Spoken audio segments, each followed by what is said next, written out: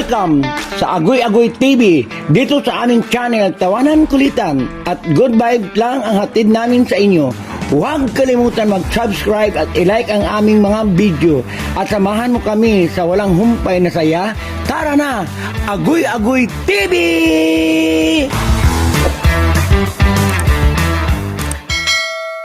Lalaban tayo. Ito lang, dito ako magtatapos sa dalawang istorya. Sumakay po ako ng taxi.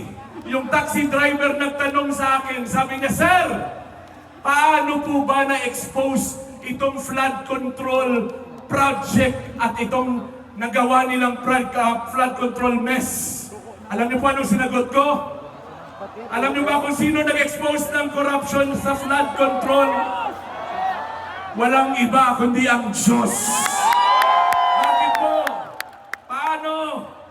Dahil pinadala niya ang malakas na ulan.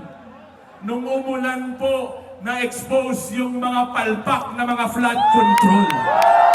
Hindi po totoo. Hindi po totoo na tao ang nag-expose nito. Although ang kaibigan kong mga senator, 2023 pa lang ine-expose na ito.